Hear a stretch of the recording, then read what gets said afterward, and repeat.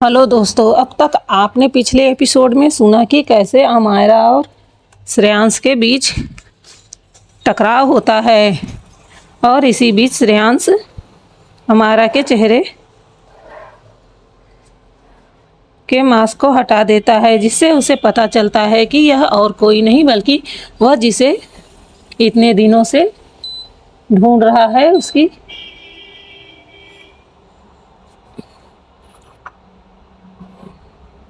Baby doll है, जिसे देखकर शायद उसे पहली नज़र वाला प्यार हो गया था। तो वह उससे लड़ाई करना बंद कर देता है और गर्भित को उसे ले जाने देता है। अब आगे अमायरा कुछ ही देर में गर्भित के साथ अपने विला पहुंच जाती है। उसे अच्छे से पता था कि गर्भित से उसे कोई खतरा नहीं है, वरना अमायरा कोई ऐसी लड़की नहीं थी जो बिना सोचे समझे किसी को अपना घर दिखा देती। उसे गर्भित के बारे में सब कुछ अच्छे से पता था। पिछले जन्म में गर्भित ने उसकी बहुत मदद की थी, इसी वजह से शायद आज वह बिना हिचकिचाए उसे अपने घर तक ले आती है। लेकिन वह जिस हालत में अभी था, वह उस हालत में उसे अपने आंटी के सामने नहीं ले जा सकती थी। इसलिए वह गर्भित को बाहर गेस्ट रूम में ही रुकने को कहती है और अपना गेटअप चेंज करने को कहती है। अमायरा ने उसके लिए वहाँ कुछ व्यवस्था करवा दी थी, जिस वजह से वह वहाँ आराम से रुक सकता था और उसके लिए कपड़ों का इंतज़ाम भी करवा दिया था। लेकिन अभी तक उसने अपनी आंटी को उसके बारे में कुछ भी नहीं बताया था। उसकी व्यवस्था करने के बाद अमायरा जैसे ही अंदर विला में आती है तो दामिनी जी उसे देखकर तुरंत ही उसके पास आती हैं, क्योंकि वह काफ़ी देर से बाहर बैठकर अमायरा का इंतज़ार कर रही थी। उनके मन में अजीब अजीब से ख्याल आ रहे थे। वह सोच रही थी कि इतनी रात हो गई, अमायरा अभी तक क्यों नहीं आई। आखिर में अमायरा उनके सामने अभी एक छोटी बच्ची ही थी और भला उन्हें उसकी परवाह क्यों ना होती।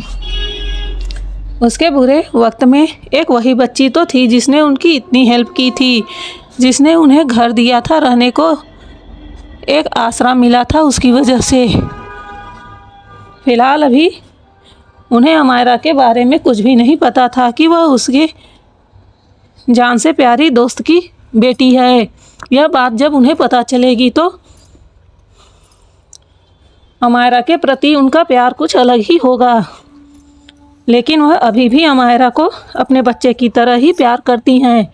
वह तुरंत ही अमायरा के पास उठकर आती है और घबराते हुए कहती है, बच्चा इतना देर कहाँ हो गया था, मैं कब से तुम्हारा इंतज़ार कर रही हूँ। मुझे डर लग रहा था कि तुम कहीं मुसीबत में तो नहीं फंस गई हो। उसकी बातों को सुनकर अमायरा मुस्कुराते हुए कहती है कि आंटी ऐसी कोई बात नहीं है, मैं बस कुछ काम के लिए गई थी और सॉरी माफ़ करिएगा, मैं आपको फ़ोन करना ही भूल गई। उसकी बातों को सुनकर वो बोलती हैं, बच्चा कोई बात नहीं, जाओ जाकर जल्दी से फ्रेश हो जाओ, मैं तुम्हारे लिए खाना निकाल देती हूँ। उसकी बातों को सुनकर अमायरा बोलती है, आंटी इसकी कोई ज़रूरत नहीं है। तभी दामिनी जी फिक्र करते हुए कहती हैं कि बच्चा तुम ऐसा क्यों बोल रही हो, क्या तुम्हें भूख नहीं लगी है, क्या तुम वहीं बाहर खाना खाकर आई हो। उनकी बातों को सुनकर अमायरा मुस्कुराते हुए बोलती है, नहीं आंटी, मैं बाहर कहीं खाना खाकर नहीं आई हूँ, पर मुझे फ़िलहाल भूख नहीं लग रही है। तभी अमायरा दामिनी जी से बोलती है, आंटी आपके लिए सुबह मैं कुछ लाई हूँ, पता नहीं वह आपके लिए सरप्राइज़ है या क्या है, मुझे अभी समझ नहीं आ रहा है। आप उसे देखकर ही बता सकती हैं कि आपको मेरा तोहफ़ा कैसा लगा। उसकी बातों को सुनकर दामिनी जी को समझ नहीं आता, उसकी बातें गोल मटोल थीं। तो वह बोलती हैं कि बच्चा तुम क्या कहना चाहती हो, मुझे कुछ समझ नहीं आ रहा है। वही अमायरा भी कंफ्यूज थी कि वह क्या क्या बोल रही है। उसे भी कुछ समझ नहीं आ रहा था कि वह गर्भित के बारे में कैसे दामिनी जी को बताए। क्या आज गर्भित को देखकर दामिनी जी को खुशी होगी या वह कैसा रिएक्ट करेंगी, क्योंकि उसे गर्भित के बारे में तो पता था कि गर्भित दामिनी जी को प्यार करता है, लेकिन उसे दामिनी जी के बारे में बिल्कुल भी नहीं पता था कि दामिनी जी के मन में गर्भित के बारे में कैसी फीलिंग्स है। पिछले जन्म में भी उनके सामने दामिनी जी ने कुछ शो नहीं किया था। वैसे भी उन्होंने जिससे शादी की थी उसे उन्होंने पसंद करके ही शादी किया था, लेकिन वह शादी एक तरह से अरेंज मैरिज थी। लेकिन धीरे धीरे उन दोनों में प्यार हो गया था और फिर उन्होंने अपनी खुशी से ही शादी कर ली थी। उन्हें नहीं पता था कि उस शादी से उन्हें इतना बड़ा धोखा मिलने वाला है। वह धोखेबाज निकलेगा और उसकी पूरी दौलत हड़प कर उसे ही कैद कर लेगा और इतने दर्द में उनकी ज़िंदगी बीतेगी। वहीं दामिनी जी अभी भी अमायरा के चेहरे को एकटक देख रही थी। अमायरा के चेहरे पर बनते बिगड़ते भाव को देखकर उन्हें समझ नहीं आ रहा था कि आखिर में अमायरा उनसे क्या बताना चाहती है। तब वह बोलती हैं कि बच्चा क्या बात है, तुम किस तोहफे की बात कर रही हो। तो वह बोलती है कि आंटी सुबह होने पर आपको पता चल जाएगा। फ़िलहाल मुझे भी अभी नहीं पता है कि आप उसे देखकर कैसा रिएक्ट करेंगी, लेकिन मुझे लगता है कि आप उसे देखकर शायद अच्छा ही महसूस करें, इसीलिए मैंने उसे यहाँ लाने का सोचा। लेकिन अगर आपको अच्छा न लगेगा तो मैं कोशिश करूँगी कि आपके सामने वह न रहे। दामिनी जी को समझ नहीं आ रहा था कि अमायरा किस बारे में बात कर रही थी। क्या वह कोई चीज़ थी या कोई इंसान था। अमायरा की बातें बहुत ही गोल गोल थी, जिससे साफ स्पष्ट नहीं हो रहा था। फिर भी दामिनी जी अपने पेशेंस को नहीं खोती हैं और वह आराम से अमायरा के सर पर हाथ फेरते हुए बोलती हैं, बच्चा कोई बात नहीं, जो कुछ भी होगा अगर तुमने मेरे लिए लाया है तो मुझे पूरी उम्मीद है कि कुछ सोच समझ कर ही लाया होगा।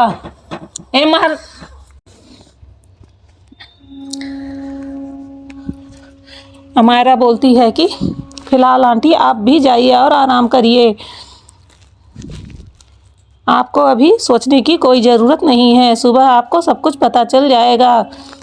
दामिनी जी भी अब आगे अमायरा से कुछ नहीं पूछती और उसे जाने को बोलकर वह भी अपने रूम की ओर आगे बढ़ जाती है। पर उनके मन में अभी भी यही ख्याल चल रहा था कि आखिर में अमायरा उनके लिए क्या ला सकती है।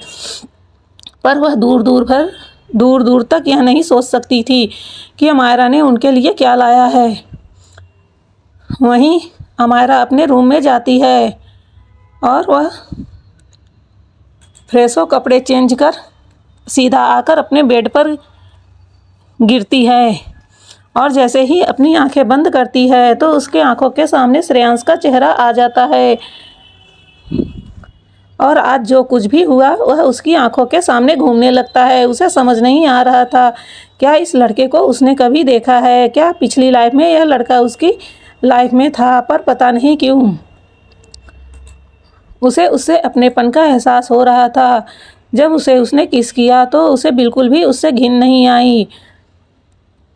जब उसने उसे अपने बाहों में लिया था तब भी उसे उससे नफरत नहीं हो रही थी।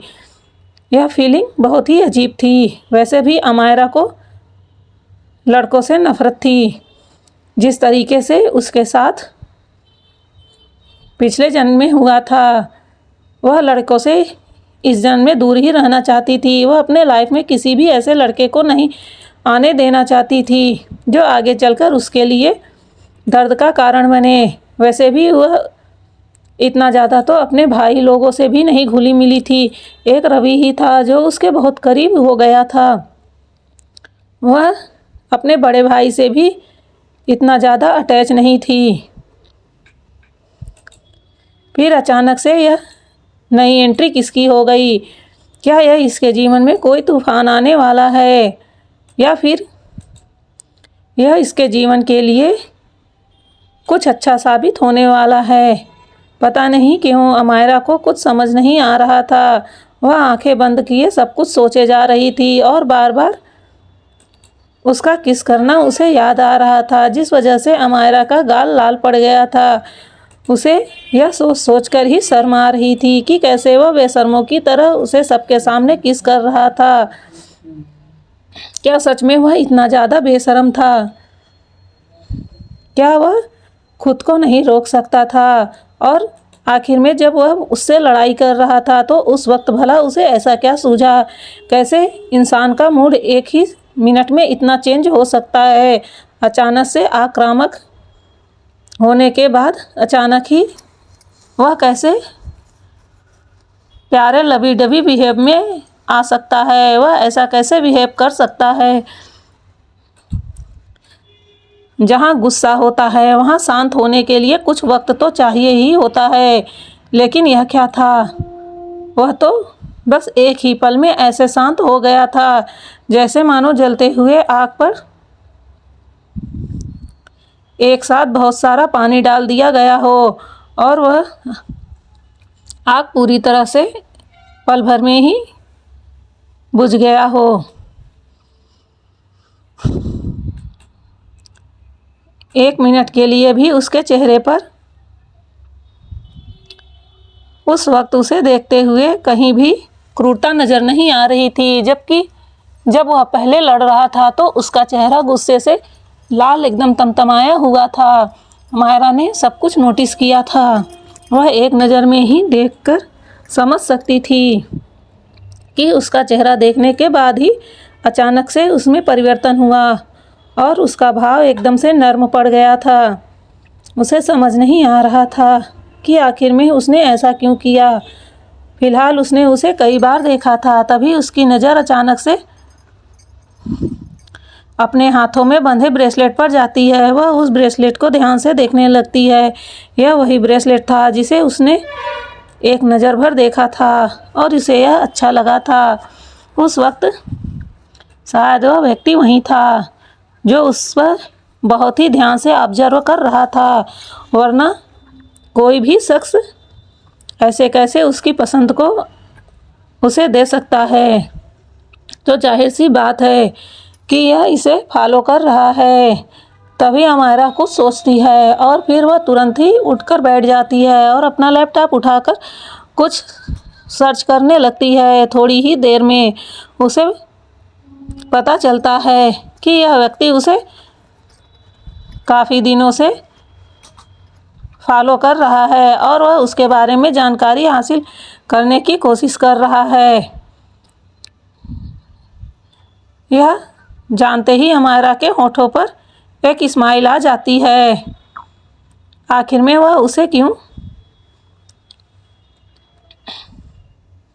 फॉलो कर रहा है और उसके बारे में क्या जानना चाहता है? क्या उसे उससे प्यार हो गया है? वह जिस तरह से बिहेव कर रहा था उसे देखकर तो ऐसा ही लग रहा था कि जैसे वो कोई प्यार में पड़ा पागल आशिक हो। यह सोचते हुए उसके होठों की मुस्कुराहट बड़ी हो जाती है। वह मन ही मन बोलती है, इंटरेस्टिंग, वेरी इंटरेस्टिंग। अब तो आपके बारे में जानना मेरे लिए भी ज़रूरी हो गया है। यह सोचकर वह तुरंत ही लैपटॉप के कीबोर्ड पर अपनी उंगलियों को तेज़ी से दौड़ाना शुरू कर देती है और कुछ ही पल में उसके सामने श्रेयांश की सारी जानकारी हासिल हो जाती है। हालांकि श्रेयांश ने भी अपने आप को अच्छे से हाइड किया हुआ था। उसने बस उतना ही लोगों को दिखाया था जितना उसे ज़रूरी लगा था, लेकिन अमायरा भी कम नहीं थी। वह एक बड़ी हैकर थी। उसे उसके बारे में जानने में ज़्यादा वक्त नहीं लगने वाला था। वहीं दूसरी तरफ अमायरा ने जैसे ही हैक कर उसकी जानकारी हासिल की थी,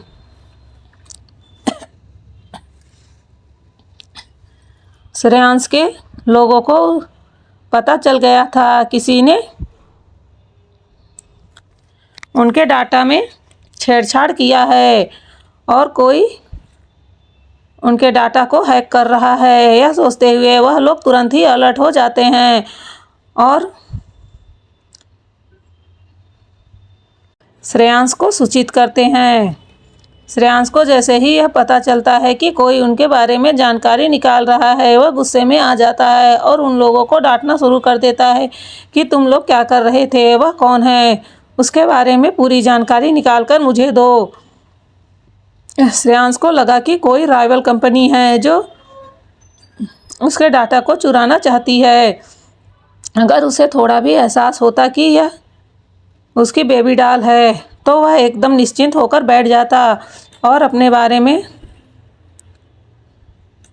उसे जो भी जानना था वह जानने देता। उसका बस चलता तो वह खुद ही जाकर उसे सब कुछ बता आता, लेकिन उसे अभी इस बारे में कुछ भी खबर नहीं थी, इसलिए वह भी काफ़ी ज़्यादा अलर्ट हो जाता है और अपनी टीम को उसके बारे में जानने के लिए ज़ोर शोर से लगा देता है, क्योंकि वह कोई भी छोटी से छोटी गलती को बर्दाश्त नहीं कर सकता था। वहीं उसकी पूरी टीम काम पर लग चुकी थी। वहीं दूसरी ओर जहां यह सब कुछ हो रहा था, वहीं रवि हॉस्पिटल अपने इलाज के लिए गया हुआ था।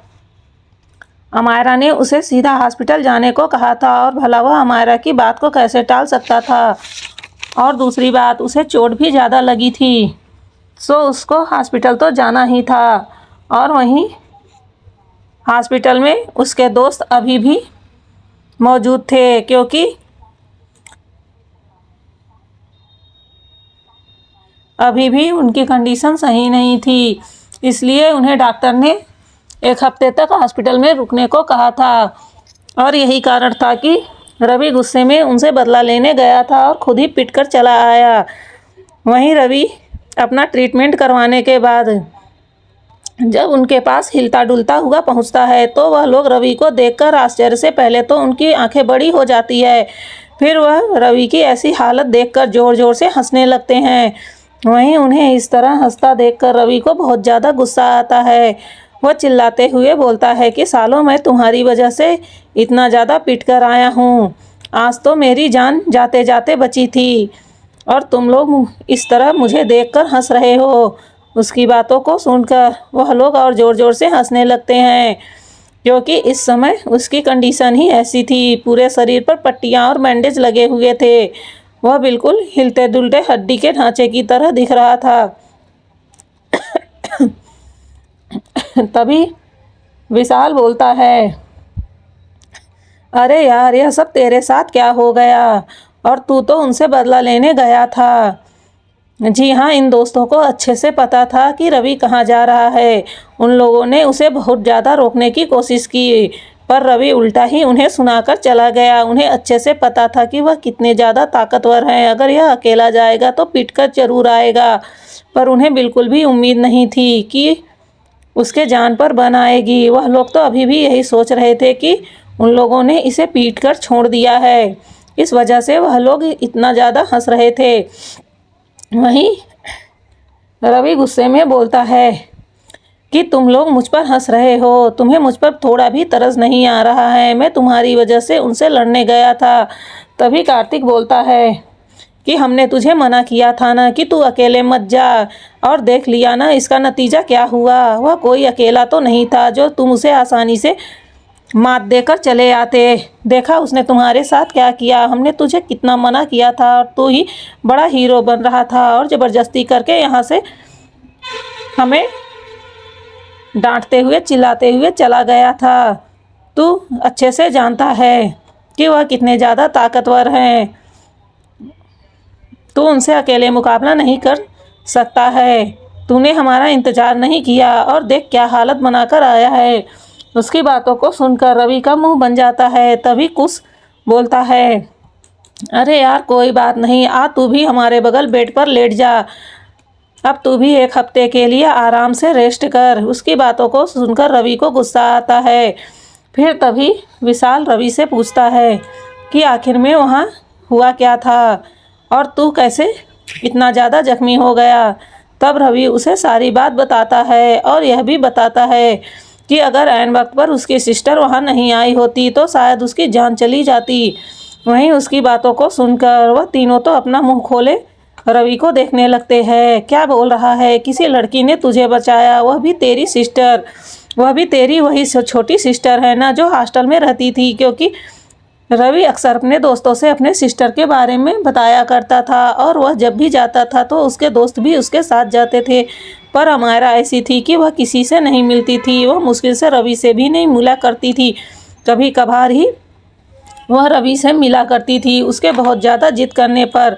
वरना अमायरा के लिए तो यह सब लोग अब मायने ही नहीं रखते थे। वहीं विशाल, कुश और कार्तिक का तो मुंह खुला का खुला रह जाता है।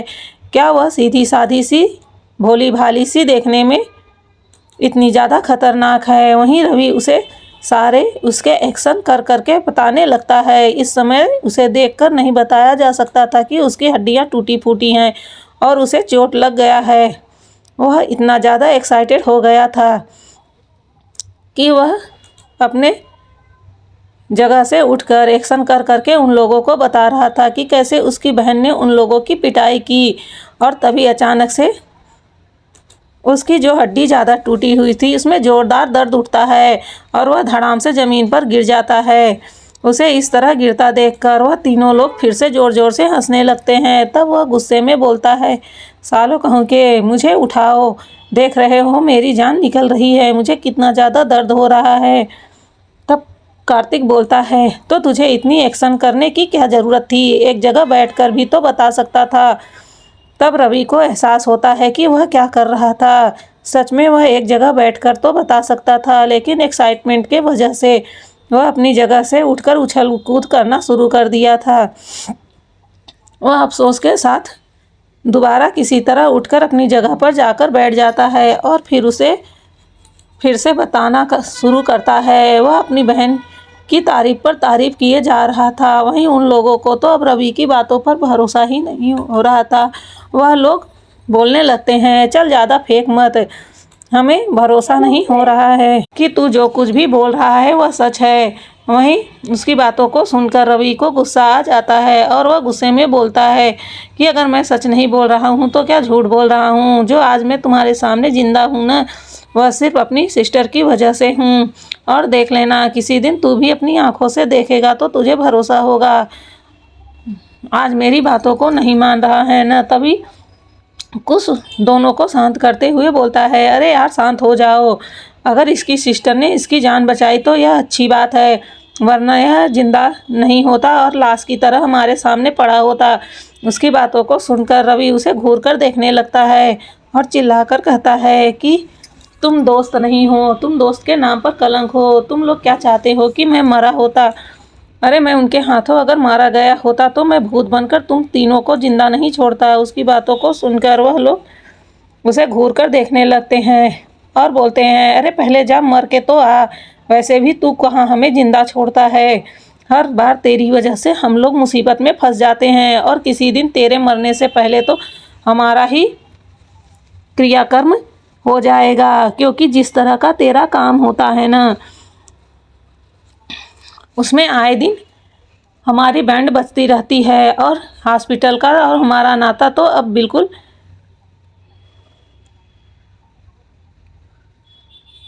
ससुराल और घर जमाई जैसा हो गया है। आए दिन हम हॉस्पिटल में ही दिखते हैं, बस तेरी वजह से। यह कहकर अब बारी बारी सब रवि को सुनाना शुरू कर देते हैं। रवि बेचारा उनको बेचारगी से देखता रह जाता है। एक तो वह इन लोगों की वजह से लड़ता है, ऊपर से ये सारे ही उसे सुना रहे हैं कितने कमीने दोस्त हैं उसके। वह बेचारा मन ही मन उन लोगों को कोसने लगता है, क्योंकि उसे पता था कि अगर वह उसे तेज तेज गालियां देगा तो यह लोग उसे वहीं पीट देंगे। एक हफ्ते से वह बेचारे किस तरह से हॉस्पिटल में अपना वक्त गुजार रहे हैं वह तो उन्हें ही अच्छे से पता है। वहीं दूसरी तरफ मीरा और मोहिनी, जिनका पूरब ने कार्ड ब्लॉक कर दिया था, उनके पास अब पैसे बिल्कुल ही खत्म हो चुके थे। वह लोग तो बिल्कुल सड़क की भिखारन जैसा हो गई थीं।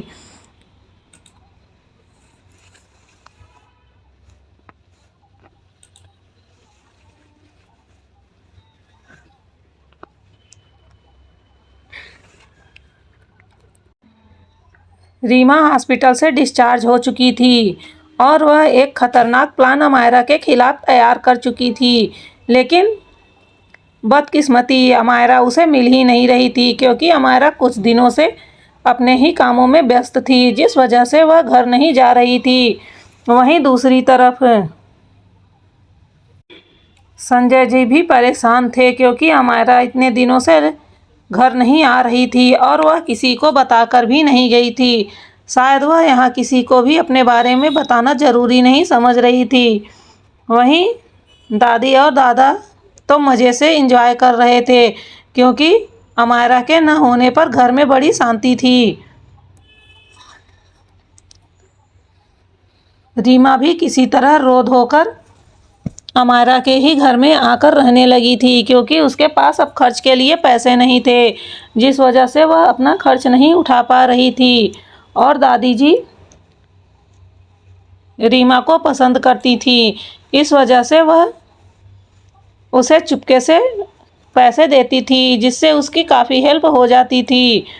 और अमायरा के न रहने पर वह यहाँ बहुत ही आराम से रह रही थी, लेकिन वह भी बेसब्री से अमायरा का इंतज़ार कर रही थी, क्योंकि उसे अमायरा पर बहुत ज़्यादा गुस्सा आ रहा था। वह उससे बदला लेना चाहती थी, इसलिए उसने एक अच्छा खतरनाक प्लान तैयार करके रखा था, पर यह अमायरा उसके आंखों के सामने ही नहीं आ रही थी, जिस वजह से वह काफ़ी ज़्यादा बेचैन हो चुकी थी। वह हर तरह से अमायरा को ढूंढ रही थी। वहीं पूरब भी अपने काम में लगा हुआ था, पर उसे अमायरा के बारे में पता था, क्योंकि उसने अपने कुछ सीक्रेट गार्ड अमायरा के पीछे लगा रखे थे। अमायरा को भी पता था कि कुछ गार्ड उसके पीछे हैं, जो उसके भाई के हैं। इस वजह से अमायरा उन्हें कोई नुकसान नहीं पहुंचाती है, वरना इस तरह से अमायरा का पीछा करने वाले को वह कभी जिंदा नहीं छोड़ती। लेकिन उसे अच्छे से पता था कि उसके भाई को उसकी फिक्र है, जिस वजह से उसने उन गार्ड को यह भी नहीं पता चलने दिया कि उसे उसके बारे में पता है। और वह जो कुछ भी करती थी वह उन गार्डों को चकमा देकर करती थी, लेकिन उन गार्डों को इतना पता था कि अमायरा इस वक्त अपने लिए एक विला लेकर उसमें रह रही है, जिस वजह से पूरब को भी कोई टेंशन नहीं थी। वह आराम से अपने बिजनेस पर इस समय ध्यान दे रहा था। वहीं किरण जी को भी अमायरा के लिए टेंशन हो रही थी। उन्हें पता नहीं था कि उनकी बेटी कहाँ है और किस हाल में है। हालांकि वह अपनी बेटी से बहुत प्यार करती थी, पर कभी उन्होंने जताया नहीं था, और उसके सारे हक उन्होंने रीमा को दे दिया था। इस वजह से अमायरा उनसे नाराज़ थी। हालांकि अमायरा उनसे नफ़रत नहीं करती थी बाकी लोगों की तरह, लेकिन फिर भी उसे उनसे नाराज़गी तो थी ही। भला ही कौन ऐसी माँ होगी जो अपने बच्चों का हक दूसरों को देती होगी, और उसके लिए एक बार भी आवाज़ नहीं उठाया। हर वक्त उन्होंने सिर्फ अपने बेटे और पति के लिए ही आवाज़ उठाया। क्या वह उनकी बेटी नहीं थी? शायद अमायरा इस ज़िंदगी में उन्हें कभी माफ़ न कर पाए, और जब उसे यह पता चल गया है कि यह उनकी असली माँ नहीं है, तब तो अब अमायरा के दिल में उनके लिए वह प्यार भी ख़त्म हो चुका था, इसलिए वह उन्हें कुछ बताना ज़रूरी नहीं समझती थी। वहीं रात बीतती है और सुबह होता है। अमायरा रोज़ की तरह सुबह उठकर फ्रेश होती है और एक्सरसाइज करने के लिए अपने विला से बाहर आती है, और वह गार्डन में ही एक्सरसाइज करना शुरू कर देती है। वह अपने आप को धीरे धीरे तैयार कर रही थी, क्योंकि उसे अभी एक बड़ी लड़ाई लड़नी थी उन सबके खिलाफ जिन्होंने उसे तकलीफ़ पहुंचाया है। इसलिए उसको मजबूत तो बनना ही पड़ेगा। इसलिए वह अपने इस काम में बिल्कुल भी ढिलाई नहीं बरतती थी। थोड़ी ही देर में वह एक्सरसाइज ख़त्म कर लेती है। तभी उसे गर्भित का ध्यान आता है, तो वह गर्भित के रूम की ओर बढ़ जाती है।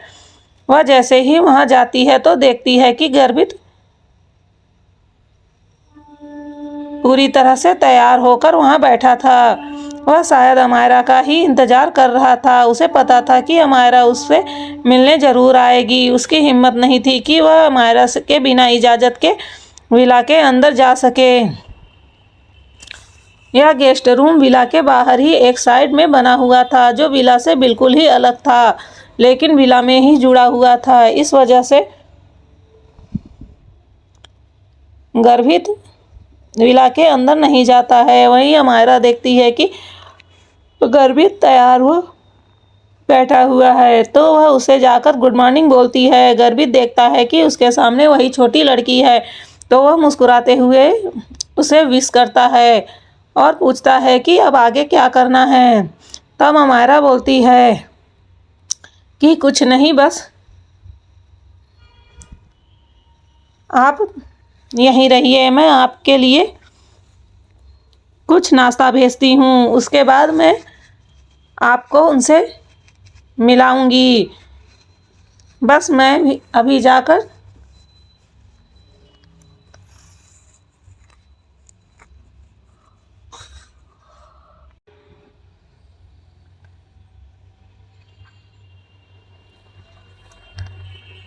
आंटी को बताती हूँ।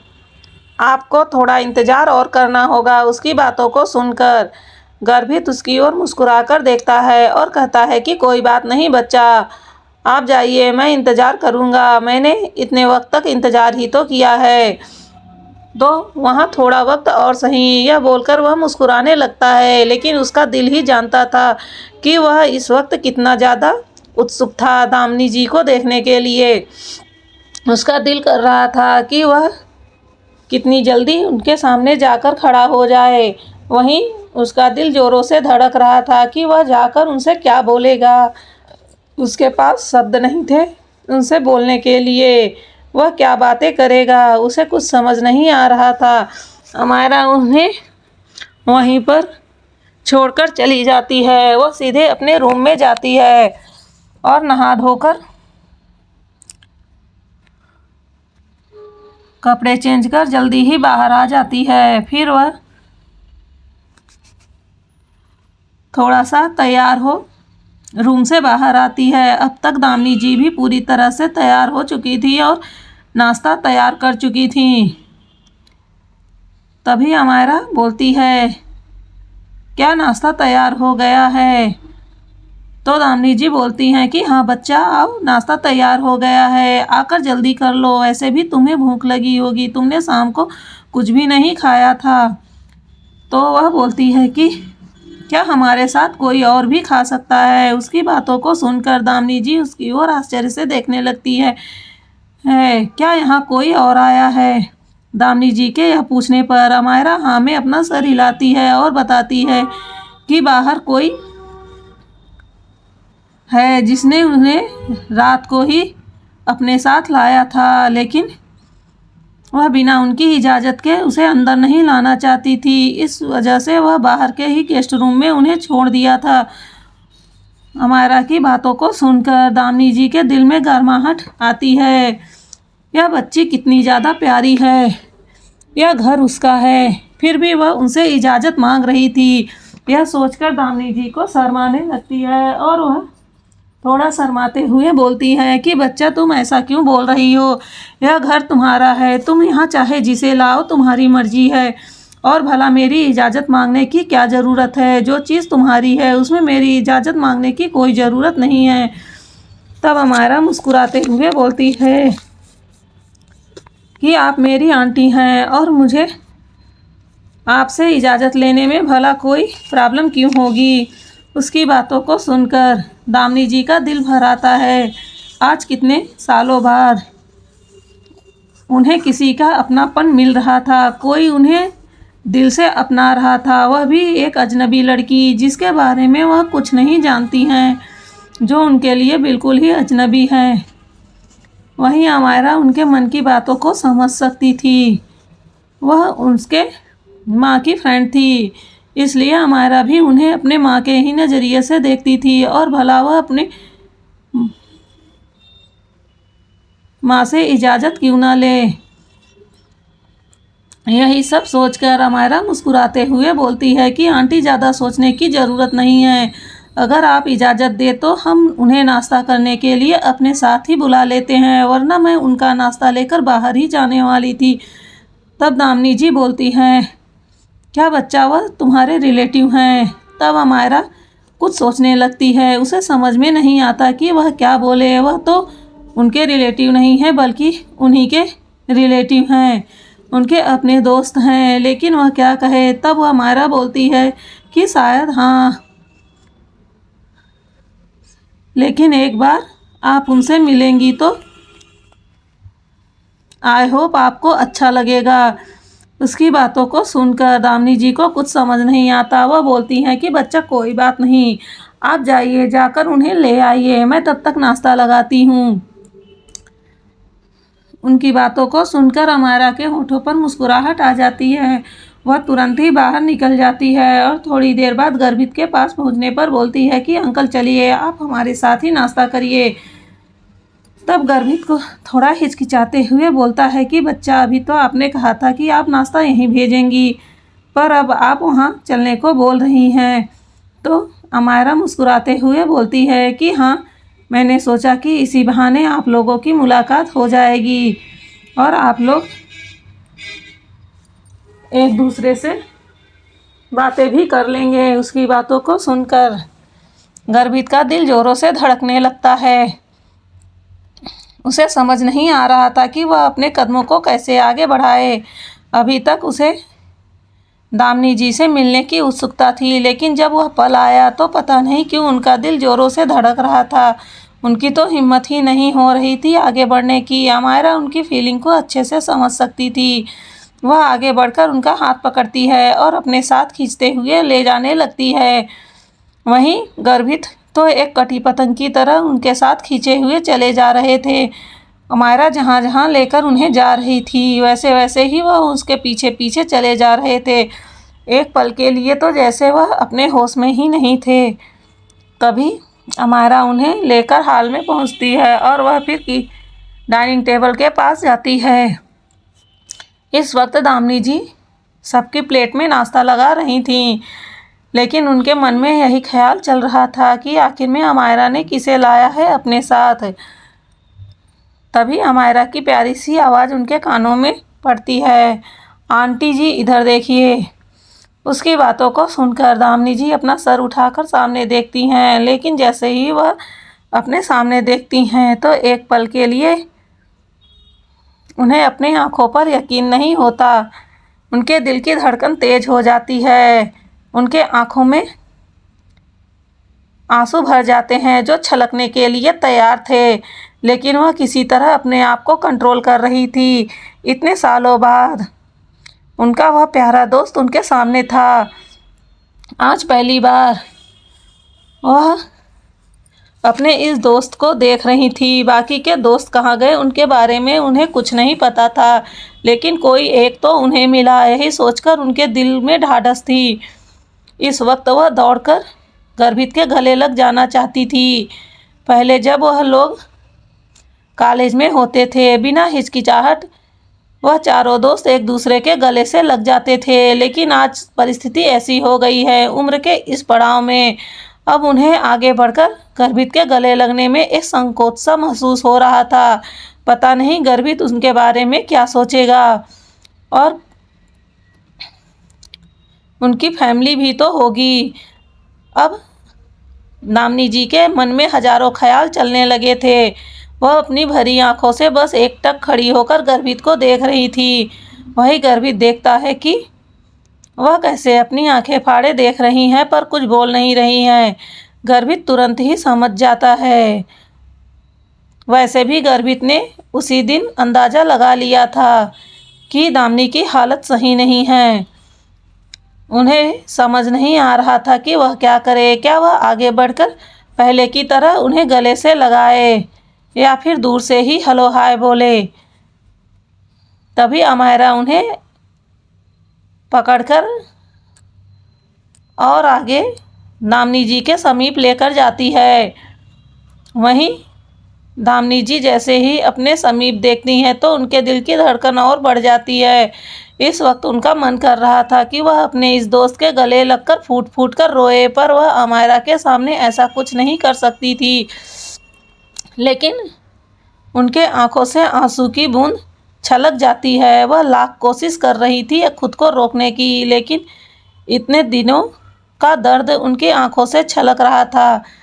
यह देखकर गर्भित खुद को अब नहीं रोक पाते हैं और तुरंत ही आगे बढ़कर वह दामिनी के आंखों से आंसू पोंछते हैं और तुरंत ही उसे अपने गले से लगा लेते हैं। अब जाकर दामिनी जी को थोड़ा सुकून महसूस होता है। कितने सालों बाद उन्हें अपनेपन का एहसास हुआ। यह उसका प्यारा दोस्त जो हर पल उसके आगे पीछे घूमा करता था, उसकी हर ख्वाहिश हर विश को पूरी किया करता था, बिना उसके कहे उसके हर दुख दर्द को समझ जाता था।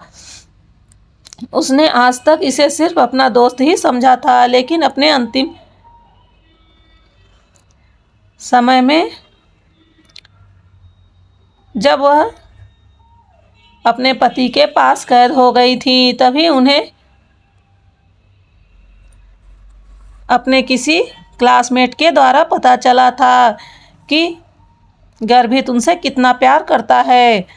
वह तो उसे सिर्फ अपना दोस्त समझती थी, लेकिन जब उन्हें पता चला कि गर्भित उन्हें बहुत ज़्यादा प्यार करता है, यह सुनकर उनका दिल हजारों टुकड़ों में टूट गया था और वह खुद को कोस रही थी कि क्यों नहीं उन्हें गर्भित का प्यार दिखा। वह हर पल अपनी जान हथेली पर लेकर उसके लिए हाजिर रहता था। वह हर पल उसकी खुशियों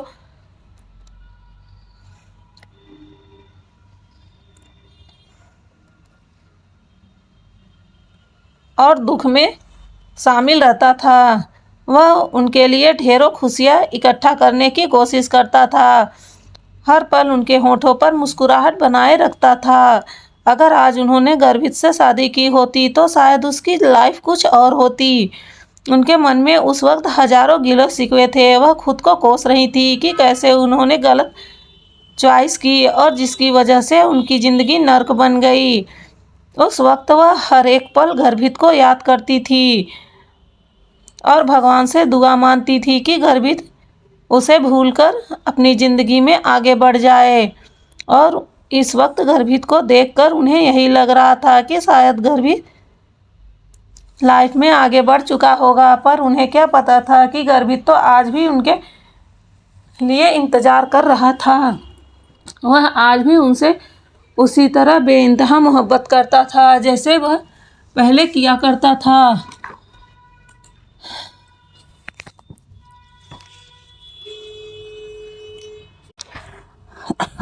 वहीं यह सब चीज़ सोचते हुए अब दामिनी जी फूट फूट कर रोने लगती हैं। गर्भित के भी आंखों से आंसू नहीं रुक रहे थे। कितने सालों बाद आज उसने अपने प्यार को अपने सीने से लगाया है। भले ही उसने कभी दामिनी जी से अपने प्यार का इजहार नहीं किया, पर वह उनकी पूरी दुनिया थी, उनकी ज़िंदगी थी। वह हमेशा ही इसी डर में रहता था कि कहीं दामिनी जी को उनकी हकीकत पता चली तो वह उनसे अपनी दोस्ती भी न तोड़ ले, और अगर वह उनसे दूर चली गई तो वह कैसे उन्हें बिना देखे जिंदा रह पाएगा। यही सब सोचकर उसने कभी भी अपने प्यार को उनके सामने साबित नहीं किया। उन्हें कभी भी इस बारे में पता नहीं लगने दिया कि वह उनसे कितना ज़्यादा प्यार करता था। और जब दामिनी जी की शादी हुई तो वह तो बेचारा हजारों मौत मर गया था, लेकिन उसे नहीं पता था कि आगे दामिनी जी के साथ क्या हुआ। वह उनकी ज़िंदगी से बहुत दूर चला गया और कुछ ही दिनों में वह किडनैप हो गया और फिर उसकी पूरी ज़िंदगी कैद में बीत गई। अपने प्यार के अलग होने पर उसे कितनी बड़ी सज़ा मिली, यह तो वह सोच ही नहीं सकता था। कितना अच्छा होता जब वह दामिनी जी से शादी कर लेता और उनकी एक अलग दुनिया होती, तब शायद उनके साथ वो सब कुछ नहीं होता जो आज हो रहा है। यह सब सोचते हुए उनके भी आंखों से आंसू बहने लगता है। वहीं अमायरा जब उन दोनों को ऐसे देखती है तो उसके होठों पर प्यारी सी मुस्कुराहट आ जाती है। शायद आज दो बिछड़े हुए लोगों को उसने एक कर दिया था। अब बारी उनके पहल करने की थी। सो अमायरा उन्हें अब बिल्कुल भी डिस्टर्ब नहीं करना चाहती है, तो वह अपना नाश्ता लेकर सीधा अपने रूम में चली जाती है, उन दोनों को इसी तरह अकेला छोड़कर। वहीं अभी भी दामिनी जी फूट फूट कर रो रही थी और गर्भित अब उन्हें शांत कर रहा था, क्योंकि उनसे इस तरह उनका रोना नहीं देखा जा रहा था। वह कभी भी दामिनी जी के आंखों में आंसू नहीं देख सकता था, और आज वह जब इस तरह से रो रही थी तो मानो गर्भित के दिल के हजारों टुकड़े हो रहे थे। थोड़ी देर बाद जब दामिनी जी शांत होती हैं तो उन्हें एहसास होता है कि वह क्या कर रही हैं। वह गर्भित के सीने से लगी हुई हैं, यह सोचकर वह संकोचवश दूर हो जाती हैं। वहीं गर्भित भी अपना सर नीचे करके खड़ा हो जाता है। उन्हें भी समझ नहीं आता कि वह क्या बोले। थोड़ी देर तक हाल में पूरी तरह से सन्नाटा छाया हुआ था। तभी दामिनी जी खुद को संभालते हुए बोलती है कि बहुत दिनों बाद मिला था न, इस वजह से मुझे रोना आ गया। तुम इतने दिनों तक कहाँ थे और तुम मुझसे कभी मिलने भी नहीं आए।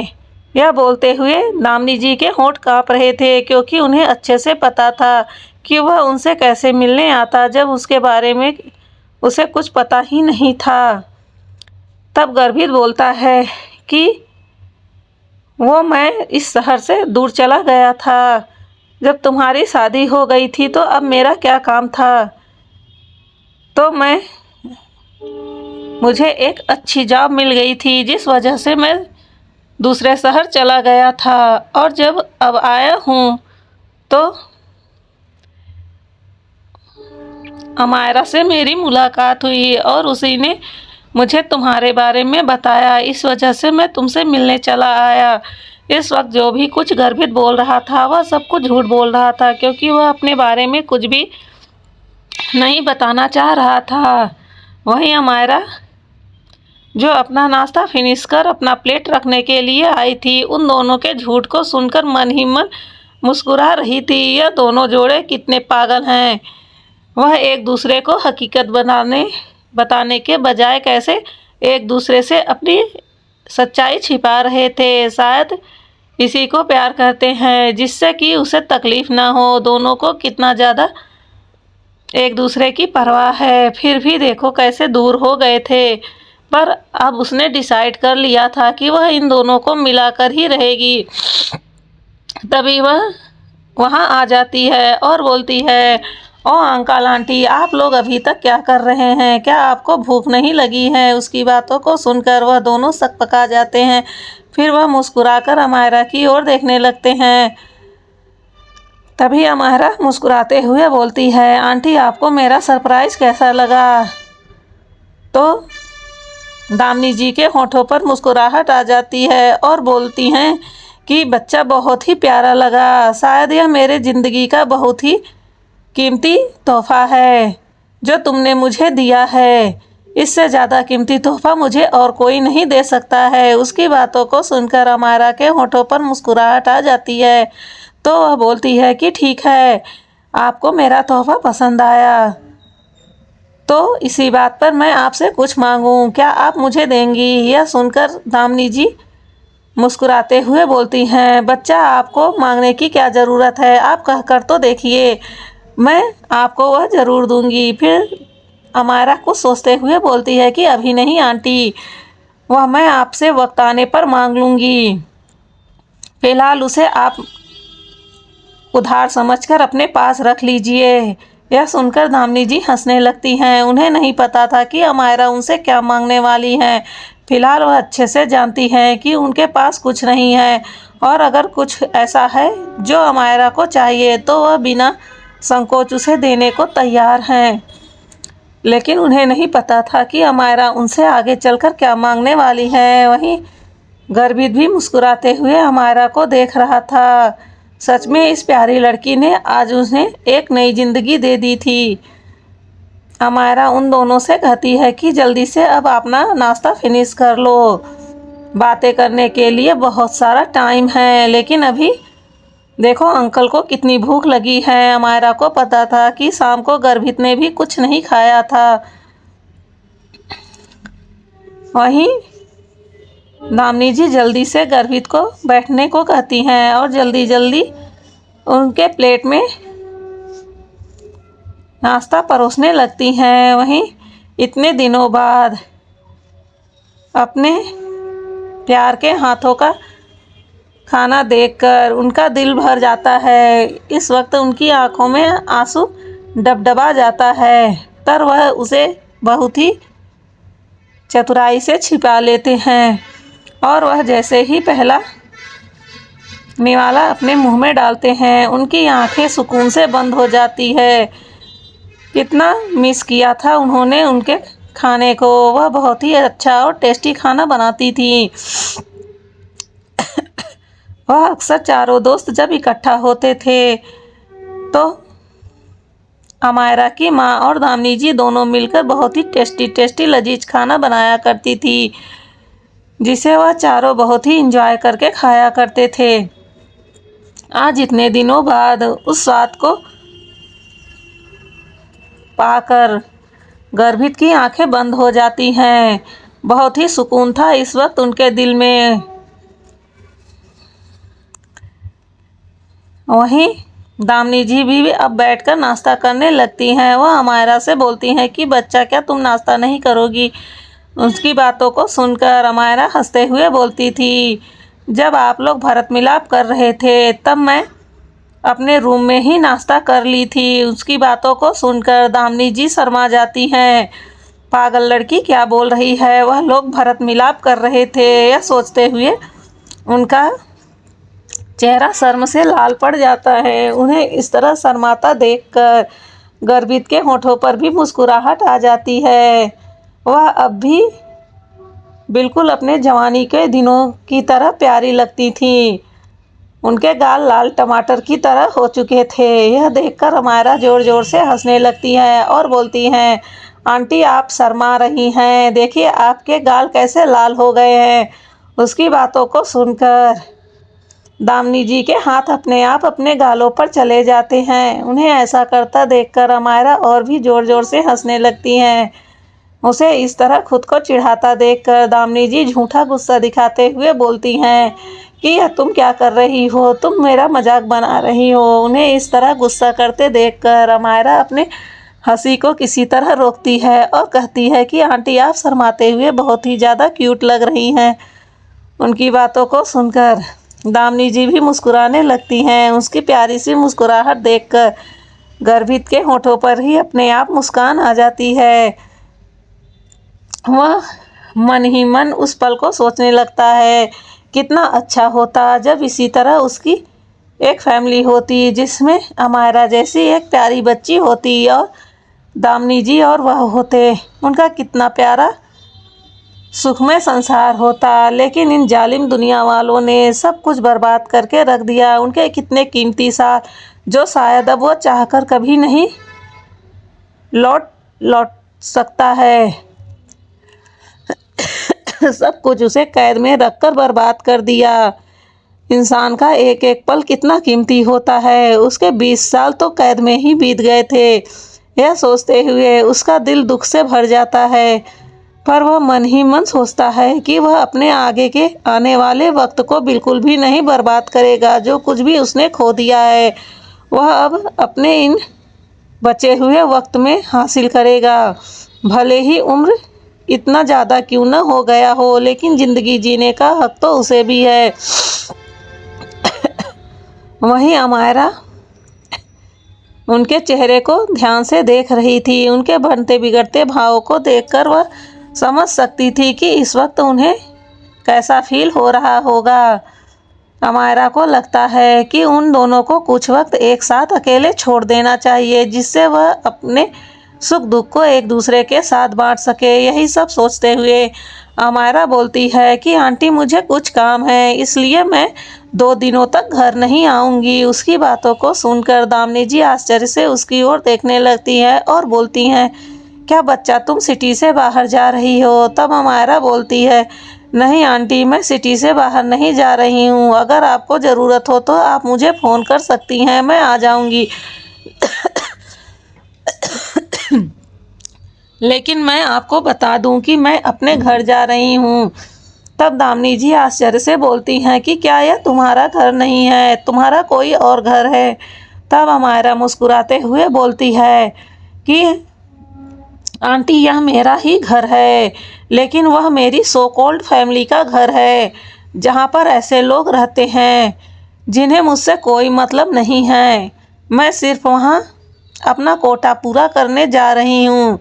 वैसे दामिनी जी को उसकी बातें समझ में तो आ रही थी, पर उन्हें यह नहीं समझ में आ रहा था कि जब अमायरा की फैमिली है तो उसने खुद को अनाथ क्यों बताया था।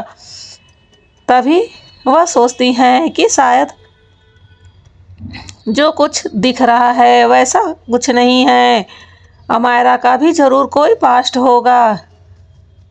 वह उनसे सब कुछ बाद में जानने की सोचती हैं। फिलहाल वह बोलती हैं कि ठीक है बच्चा, तुम जैसा चाहो वैसा करो, लेकिन तुम जल्दी ही आना, तुम्हारे बिना मुझे यहाँ अच्छा नहीं लगेगा। तब अमायरा मुस्कुराते हुए बोलती है कि आंटी देखो ना, आप मुझे कह रही हैं कि मेरे बिना आपको अच्छा नहीं लगेगा, लेकिन देखो मैंने आपके लिए आपके अजीज दोस्त को ले आया है। अब भला आपको मेरी क्या ज़रूरत है, आप अपने दोस्त के साथ अच्छे से एंजॉय कीजिए। उसकी बातों को सुनकर वह दोनों आश्चर्य से उसकी ओर देखने लगते हैं। उन्होंने तो अभी इसे बताया ही नहीं कि वह एक अच्छे दोस्त हैं, फिर उसे कैसे पता चला। उन्हें अपनी तरफ इस तरह देखते हुए अमायरा को ख्याल आता है कि वह फ्लोर में क्या कह गई। उसे खुद पर गुस्सा आता है कि वह ऐसे कैसे बोल सकती है। वहीं वह लोग अमायरा से पूछते हैं कि बच्चा, हमने तुम्हें कब बताया कि हम एक दूसरे के फ्रेंड हैं। तब अमायरा मुस्कुराते हुए बोलती है कि अरे आंटी, आप लोगों ने मुझे नहीं बताया, लेकिन आप जिस तरह से मिल रहे थे मैंने गेस कर लिया कि आप दोनों एक दूसरे के अच्छे फ्रेंड ही होंगे। अमायरा अपनी बातों को इस तरह से बोलती है कि उन्हें भी यकीन हो जाता है। फिर वह अमायरा से कोई सवाल नहीं बोलते हैं। अमायरा मन ही मन बोलती है चलो बच गए, वरना यह लोग मुझसे और भी सवाल जवाब करते तो मैं क्या जवाब देती। आज तो बुरी तरह से फंस गई अमायरा, लेकिन आगे से ऐसा कुछ ना बोलना, ऐसा कहकर वह मन ही मन खुद को डांटती है। और फिर वह उन लोगों से बोलती है कि ठीक है, आप लोग अपना कीमती टाइम स्पेंड कीजिए, मैं चलती हूँ। इतना बोलकर वह अपना बैग जो अपने साथ ही लेकर आई थी उठाकर वहाँ से चल देती है। आखिर में वह इन दोनों के बीच कबाब में हड्डी नहीं बनना चाहती थी, और इतने दिनों तक उसने अपने दुश्मनों को रेस्ट जो करने दिया था, अब उसका बिल्कुल भी मन नहीं था कि उसके बिना उस घर में शांति कायम रहे।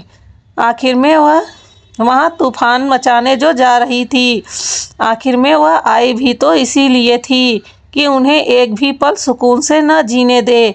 अब जब वह वहाँ नहीं थी तो वहाँ के लोग बहुत ही शांति से जी चुके थे। अब वह उसने दोबारा मन बना लिया था उनकी शांति भंग करने का, इसलिए वह सीधा अपनी गाड़ी उठाती है और घर के लिए निकल जाती है। रास्ते में उसे रवि का ख्याल आता है, वह इस वक्त कहाँ होगा। यह सोचकर वह तुरंत ही रवि को फ़ोन करती है तो पता चलता है रवि अभी भी हॉस्पिटल में है। यह सोचकर वह अपना सर अपने हाथों से पीट लेती है, कहती है कि इनका कुछ नहीं हो सकता है, क्या यह घर नहीं जाना चाहते हैं।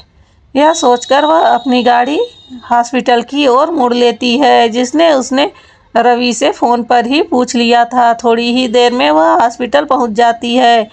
वहीं रवि अपने दोस्तों को बताता है कि उसकी सिस्टर उसे रिसीव करने आ रही है। आज तक रवि को कोई भी इस तरह से लेने नहीं आया था, और आज जब उसकी सिस्टर आ रही है तो वह भी बहुत ही ज़्यादा भाव खा रहा था। वहीं उसके दोस्त उसे देखकर समझ नहीं पा रहे थे कि अचानक से रवि के अंदर इतना एटीट्यूड क्यों आ गया है। उसकी सिस्टर ही तो लेने आ रही थी। उन लोगों को अभी भी लगता है कि अमायरा उसी तरह डरपोक और छुई मुई सी होगी, लेकिन तभी वहाँ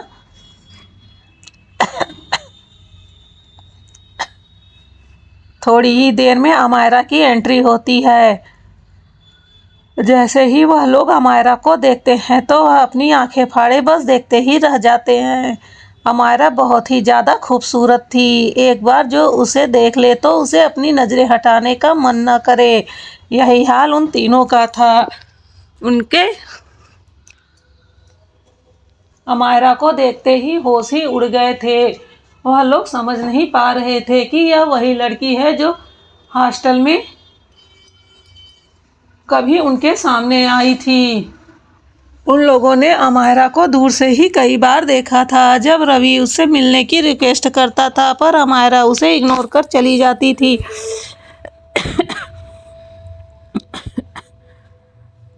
तभी अचानक से उनके कानों में अमायरा की बहुत ही मीठी सी आवाज़ आती है, भाई क्या आप तैयार हैं? चलिए हम चलते हैं। उसकी बातों को सुनकर रवि मुस्कुराते हुए जल्दी से अमायरा के पास उठकर जाता है और बोलता है कि हाँ सिस्टर, देखो मैंने अपना अच्छे से इलाज करवा लिया है। वहीं अमायरा देखती है कि उसके भाई के शरीर में काफ़ी सारी पट्टियाँ बंधी हुई हैं और बैंडेज भी लगे हुए हैं। उसे अफसोस होता है कि उस दिन वह थोड़ा जल्दी और पहुंच गई होती तो इतना ज़्यादा चोट उसके भाई को न लगती। वह अफसोस में अपना सर हिला देती है और कहती है कि चलिए चलते हैं। उसे इस तरह जाता देखकर वह तीनों दोस्त अचानक से अपने होश में वापस आते हैं और रवि को बुलाते हैं। अरे यार, तुमने तो अपनी सिस्टर का हमसे परिचय ही नहीं कराया। तभी अमायरा मुड़कर उनकी ओर गुस्से से देखती है। उसकी नज़रों में इतनी तपिश थी कि एक पल के लिए उनके होंठ तो अपने आप ही चिपक जाते हैं। उनके मुंह से तो जबान ही नहीं निकल रही थी। उसके आसपास का ऑरा खतरनाक हो गया था। उन्हें तो ऐसा लग रहा था जैसे उनका दम घुटने वाला हो। उन्हें समझ नहीं आ रहा था कि इतनी प्यारी और मासूम दिखने वाली लड़की अचानक से कैसे इतनी खतरनाक दिखने लगी।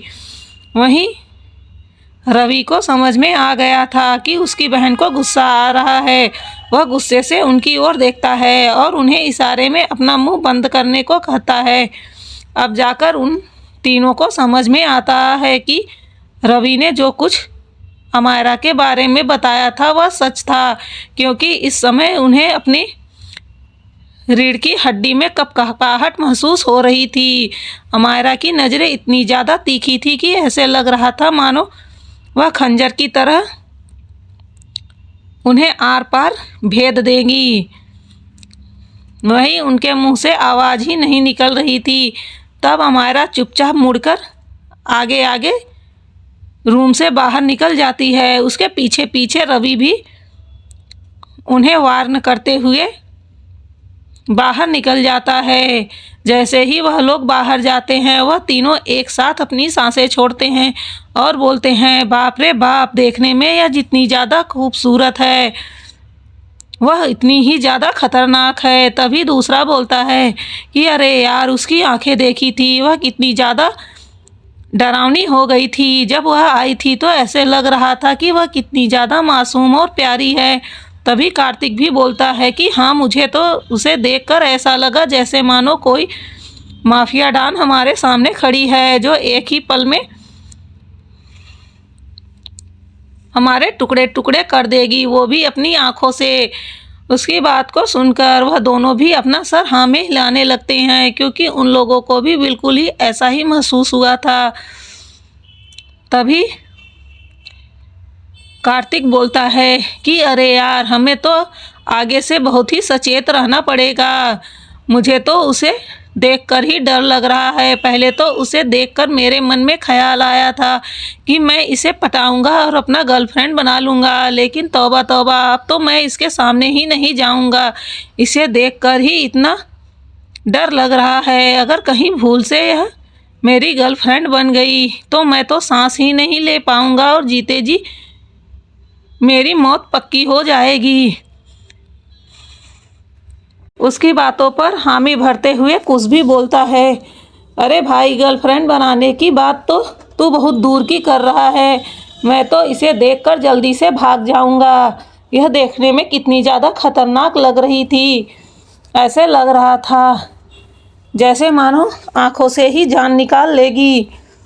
उसकी बातों को सुनकर अब विशाल भी बोलता है कि हाँ यार, तू सच बोल रहा है।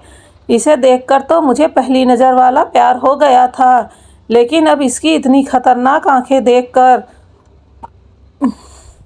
मेरे तो दूसरी लड़कियों से भी प्यार करने का नशा ही झड़ गया। अब तो मुझे सारी लड़कियों में बस यही दिखाई देगी। यह सब बोलकर वह दोनों अफसोस से अपना सर हिलाने लगते हैं। अब उसे पता चल गया था कि रवि क्यों उनके सामने इस तरह से अपनी बहन के बारे में बता रहा था। रवि की एक एक बात सच थी।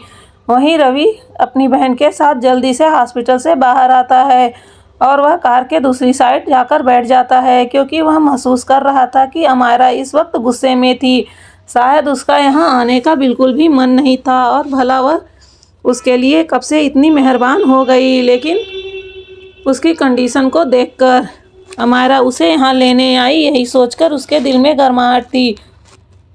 वह जल्दी से गाड़ी में बैठ जाता है। पता नहीं कब उसकी बहन का मूड बिगड़े और वह उसे रास्ते में ही छोड़कर चली जाए, कोई भरोसा नहीं है। वहीं दूसरी ओर रीमा को नहीं पता था कि अमायरा आ रही है। वह तो आराम से घर में एंजॉय कर रही थी। पिछले कुछ दिनों में उसकी इतनी ज़्यादा बेइज्जती हुई थी कि वह 2-3 दिनों से कॉलेज भी नहीं गई थी। इस वजह से वह आराम से घर में बैठी थी। पूरब को उसका यहाँ रहना बिल्कुल भी पसंद नहीं था, लेकिन वह दादी की वजह से मजबूर था, जिस वजह से वह कुछ बोल नहीं रहा था। लेकिन उसने उन्हें खर्चे के लिए किसी भी तरह की किसी को भी मदद करने से मना कर दिया था। लेकिन उसे यह भी पता था कि उसके मना करने के बावजूद दादी उसकी हेल्प कर रही हैं। तो वह सोचता है कि करिए आप, कितने दिनों तक करेंगी, मैं भी देखता हूँ। वह इस घटिया लड़की को सुकून से नहीं देख सकता था। वैसे इसकी बहन अब यहाँ नहीं थी, तो वह भी 2-3 दिनों से घर नहीं आया था, क्योंकि वह रीमा का चेहरा बिल्कुल भी नहीं देखना चाहता था। थोड़ी ही देर में अमायरा घर पहुँच जाती है और वह गाड़ी को पार्क कर घर के अंदर एंट्री करती है। जैसे ही उसके कदम घर के अंदर आते हैं, घर के अंदर का माहौल बिल्कुल से ही चेंज हो जाता है। जैसे जैसे उसके कदम आगे बढ़ रहे थे, वैसे वैसे लोगों को अपने आसपास अजीब सा भारीपन महसूस होने लगा था। ऐसे लग रहा था जैसे कमरे का टेम्परेचर हाई हो रहा हो। तभी अचानक दादी की नज़र अमायरा पर पड़ती है। वह अपनी जहरीली ज़बान खोलती हैं और बोलती है, ये लो महारानी आ गई। पता नहीं कहाँ से चली आ रही है, इतने दिनों तक कहाँ मुंह मार रही थी। इतनी छूट इसके बाप ने दे रखी है। मेरी बच्ची होती तो मैं इसकी टांगें तोड़ देती। पता नहीं कहाँ इतने दिनों तक मुंह मारते घूमते फिर रही है, हमारी नाक कटा रही है। उनकी इस जहरीली नागिन जैसी जबान को सुनकर अमायरा का गुस्सा ही फूट पड़ता है। वैसे भी उसने इन लोगों को बहुत छूट दे रखी थी। वह गुस्से में ही बोलती है कि ओह, मुझे नहीं पता था कि मुंह मारना क्या है, लेकिन लगता है आपको बहुत अच्छे से पता है। लगता है आप अपने जवानी के दिनों में मुंह ही मारा करती थी, तभी तो आपको अच्छे से पता है। वैसे यह मुंह मारना क्या होता है, आपने तो अच्छे से गली गली जाकर मुंह मारा होगा, इसी वजह से तो आप बहुत अच्छे से जानती हैं। थोड़ा मुझे भी बता दीजिए, मैं भी तो जानूं आपने कैसे कैसे और किसके किसके साथ मुंह मारा है। उसकी इतनी भद्दी और कड़ी जबान को सुनकर दादी का तो कलेजा ही सूख जाता है। उन्हें नहीं भरोसा था कि वह इस तरह पलटकर जवाब दे देंगी। दादी गुस्से में तिलमिला उठती है और अपनी जगह से उठकर गुस्से में अमायरा पर चिल्लाती है, लेकिन जैसे ही वह तेज आवाज में चिल्लाती हैं उन्हें खांसी आने लगती है। साइड में बैठे दादाजी तुरंत ही उनकी पीठ को सहलाने लगते हैं। तभी अमायरा बोलती है कि बूढ़ी हड्डी, जब अंदर जान नहीं बची है तो इतना उछलने की क्या ज़रूरत है? शांति से एक जगह कुर्सी पर चिपक कर नहीं बैठ सकती हो क्या? इस तरह उछलोगी, खुद से उछल रही हो और इल्ज़ाम मुझ पर लग जाएगा कि मैंने ही तुम्हें जान से मार डाला। जिस तरह से उछल रही हो मुझे नहीं लगता है कि ज़्यादा जिंदा रह पाओगी। उसकी बातों को सुनकर अब दादाजी को भी गुस्सा आने लगता है।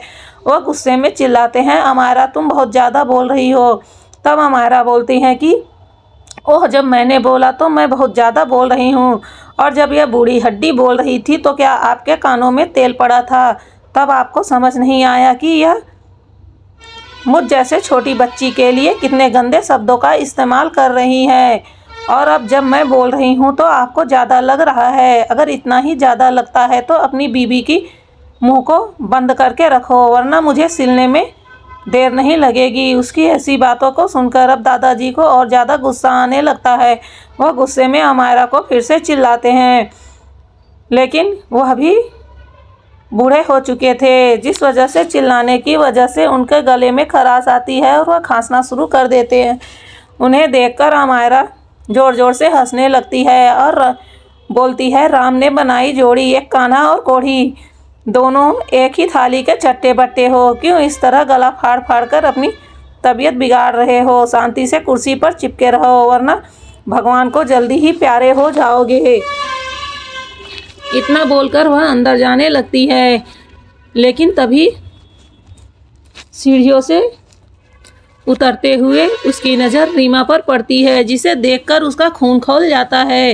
रीमा बाहर के शोरगुल को सुनकर अपने रूम से बाहर आई थी, लेकिन जैसे ही वह अमायरा को देखती है तो दूसरे ही पल उसकी आंखों में चमक आ जाता है। आखिर में यह घटिया लड़की उसके सामने आ ही गई। अब वह उसे एक अच्छा सबक सिखाई थी। कितने दिनों से उसने प्लान बनाकर रखा था, पर इसके आने न आने की वजह से वह अपना प्लान एग्जीक्यूट नहीं कर पा रही थी। लेकिन अब जब वह आ गई है तो वह अपना प्लान शुरू कर सकती है। तभी उसके देखते हुए ऐसे लग रहा था जैसे अमायरा उसके मन की बातों को समझ रही थी। वह मन ही मन बोलती है कि घटिया लड़की बना ले जितना प्लान बनाना है। तब तुझे नहीं पता इस बार तेरा पाला किससे पड़ा है। न तुझे मैंने स्वर्ग की सैर कराया तो मेरा नाम भी अमायरा नहीं। इतना बोलकर वह अपने रूम की ओर आगे बढ़ने लगती है। तभी उसका रास्ता काटते हुए रीमा बोलती है, अरे अमायरा तुम आ गई। हम लोग कितने दिनों से तुम्हारा इंतज़ार कर रहे थे। तुमने घर में किसी को नहीं बताया था कि तुम कहाँ जा रही हो। सभी लोग कितने ज़्यादा परेशान थे और अंकल जी तो बहुत ज़्यादा परेशान थे। वह तुम्हें कितना ज़्यादा खोज रहे थे। वह तो बेचारे ठीक से खाना भी नहीं खा पा रहे थे। उसकी इस तरह की चुपड़ी बातों को सुनकर अमायरा को बहुत ज़्यादा गुस्सा आ रहा था। भला इस घर में उसकी किससे परवाह है, और यह इतनी चिपनी चुपड़ी बातें कहकर आग में घी डालने का काम कर रही थी कि वह कितनी प्यारी बच्ची है और अमायरा कितनी लापरवाह। अमायरा गुस्से से उसकी ओर देखती है और कहती है कि बकलिया जो बकना था, कि अभी और कुछ बकने को बाकी है। अगर वह बाकी है तो वह भी जल्दी से बको, जिससे तुम्हारे मुंह का जहर बाहर आ जाए, वरना तुम अंदर अंदर अपने ही जहर से घुटकर मर जाओगी। उसकी बातों को सुनकर रीमा का तो मुंह ही बंद हो जाता है। उसे नहीं लगा था कि अमायरा उसे इस तरह से टोंट मारेगी। उसे तो लगा था वह बखूबी अपना काम कर रही है, उसे तो शक भी नहीं होगा। लेकिन जिस तरह से अमायरा ने उसे जवाब दिया, यह सुनकर उसकी बोलती ही बंद हो गई थी। तभी रवि, जो पीछे पीछे ही अमायरा के आया था, वह रीमा की ओर देखकर बोलता है कि मुझे समझ नहीं आता कि जब भी मैं तुम्हें देखता हूँ तो तुम मेरे घर पे ही पड़ी रहती हो। क्या तुम्हें मांग कर खाने में ज़्यादा अच्छा लगता है? तुमसे अच्छे तो भिखारी होते हैं, जिन्हें भीख दे दो तो वो यहाँ से चले जाते हैं, पर तुम तो बार बार भीख लेने के बावजूद यहीं चपकी रहती हो। तुम जैसे भिखारी तो लातों के भूत होते हैं। उसकी बातों को सुनकर रीमा को बहुत ज़्यादा गुस्सा आता है। वह गुस्से से रवि की ओर देखती है और बोलती है कि तुम इतना ज़्यादा जहर कैसे बोल सकते हो? और वैसे भी मैं यहाँ अपने मर्जी से नहीं रुकी हूँ। वो तो दादी जी ने मुझे यहाँ ज़बरदस्ती रोक रखा है, वरना मैं यहाँ रुकने के लिए तैयार नहीं थी। उसकी बातों को सुनकर रवि जोर जोर से हंसने लगता है कि अरे वाह, क्या बात है, दादी जी ने ज़बरदस्ती रोक रखा है। ऐसा लगता है कि दादी को तुम में जहरीली नागिन नहीं दिखाई देती है, जिस वजह से दादी खुद को डसने के लिए तुम्हें अपने पास बुलाकर रख लेती है। मुझे पूरा भरोसा है जिस दिन तुम्हें मौका मिलेगा तुम दादी को डस के चलता बनोगी। उस दिन दादी को भी समझ में आएगा कि उन्होंने कौन सा सांप पाल रखा था। उसकी बातों को सुनकर रीमा को बहुत ज़्यादा गुस्सा लगता है। वह गुस्से में बोलती है, रवि अपनी ज़बान सुधार कर बात करो, तुम किस तरह से मुझसे बात कर रहे हो? वहीं रवि बेफिक्री से बोलता है कि नागिन से कैसे बात की जाती है, वैसे ही बात कर रहा हूँ। वैसे भी तुम्हारी औकात ही क्या है, जब देखो तब हमारे टुकड़ों पर पलने के लिए यहाँ चली आती हो। उसकी इतनी कड़वी बात सुनकर रीमा को बहुत ज़्यादा गुस्सा आ रहा था। उसका मन कर रहा था कि वह अभी आगे बढ़कर रवि का मुंह तोड़ दे, लेकिन तभी वह रवि की हालत को देखती है और वह उस पर व्यंग कसते हुए बोलती है कि लगता है किसी ने तुम्हारी अच्छे से धुलाई की है। वैसे भी तुम्हारा चाल चलन ऐसा ही है कि उठते बैठते सबके लात खाते फिरते हो। उसकी बातों को सुनकर रवि को बहुत ज़्यादा गुस्सा आता है। एक तो उसी के घर में रहकर उसी का खाकर उसे इस तरह से कैसे टोट मार सकती है। वह गुस्से में बोलता है कि हाँ, मेरे तो चाल चलन खराब ही हैं, लेकिन तुम अपने चाल चलन बचा कर रखना। मैं तो इतने मार खाकर जिंदा लौट आया हूँ, लेकिन मुझे नहीं भरोसा है कि तुम दोबारा जिंदा लौट कर आओगी। उसके इस तरह की धमकी को सुनकर एक पल के लिए रीमा कांप जाती है। उसका कहने का क्या मतलब है? क्या वह मुझे मारने की प्लानिंग कर रहा है? यह सोचते हुए उसे अब रवि से डर लगने लगता है। वह हकलाते हुए रवि से बोलती है, तुम क्या कहना चाहते हो? क्या तुम मुझे मारने की प्लान कर रहे हो? वहीं रवि उसे इस तरह डरता देखकर हंसते हुए बोलता है, भला मुझे मारने की क्या ज़रूरत है? मैं तुम्हें मारकर अपने गंदे हाथ नहीं करना चाहता हूँ। तुम्हें मारने के बाद मुझे जेल हो जाएगी, तो मैं आगे कैसे अपनी शादी वगैरह करूँगा और अपने बच्चों को कैसे देख पाऊँगा? मुझे तो अभी एक लंबी ज़िंदगी जीना है। तुम्हें मारने के लिए तो तुम्हारे आसपास के लोग ही काफ़ी हैं, तुम्हारे जैसे चाल चलन है। मुझे पूरा यकीन है एक दिन वही लोग तुम्हें मार मार कर इस दुनिया से विदा कर देंगे। उसकी बातों को सुनकर रीमा को बहुत ज़्यादा गुस्सा आता है। वह गुस्से में दांत पीसते हुए बोलती है कि तुम बहुत ज़्यादा नहीं बोलने लगे हो? तब रवि बोलता है कि क्या तुम्हें आज पता चला कि मैं ज़्यादा बोलता हूँ? मुझे तो यह बचपन से ही पता है कि मैं बहुत ज़्यादा बोलता हूँ। वैसे भी मैं तुम जैसे घटिया लड़की के मुंह नहीं लगना चाहता हूँ। देखो तुम्हारे मुंह लगकर मेरा मुंह कितना ज़्यादा गंदा हो गया है और मेरी ज़बान भी कितनी ज़्यादा जहरीली हो गई है। अगर मैं थोड़ी देर यहाँ और खड़ा रहा तो हो सकता है मेरे अंदर तुम्हारा जहर फैलने लगेगा। इतना बोलकर वह अपने रूम की ओर आगे बढ़ जाता है। वहीं रीमा उसे देखकर दांत पीसते रह जाती है। यह लड़का हमेशा ही इतना ज़्यादा जहरीला बोलता है। उसका तो मन करता है कि वह सबसे पहले रवि को ही जान से मार डाले। तभी अमायरा मुस्कुराते हुए कहती है कि वैसे भाई ने बिल्कुल सही कहा है, मुझे भी थोड़ी दूरी बनाकर रहना चाहिए। पता नहीं कब यह जहर मेरे भी शरीर में फैलने लगे, और गंदगी को तो हमेशा खुद से दूर ही रखना चाहिए। इतना बोलकर वह भी आगे बढ़ जाती है। वहीं रीमा अपने दांत पीसते रह जाती है। इस वक्त उसका मन कर रहा था कि वह आगे बढ़कर अमायरा के बाल उखाड़कर उसे पटक पटक कर मारे, लेकिन वह कुछ नहीं कर सकती थी। तभी उसके होठों पर एक जहरीली मुस्कुराहट आती है और वह बोलती है, उड़ लो अमायरा जितना उड़ना है, लेकिन अब की बार मेरी वार से तुम बच नहीं सकती हो। मैंने इतना अच्छा बंदोबस्त कर दिया है कि तुम लाख कोशिश कर लो पर खुद को नहीं बचा पाओगी। तब मैं देखती हूँ कि तुम कैसे इस दुनिया में सरवाइव कर पाओगी।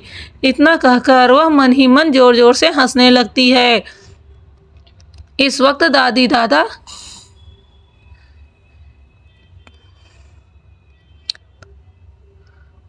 दूसरी ओर मुंह किए हुए बैठे थे, जिस वजह से वह रीमा की इस गंदी मुस्कान को नहीं देख पाए, वरना उन्हें भी एक बार रीमा पर डाउट होने लगता।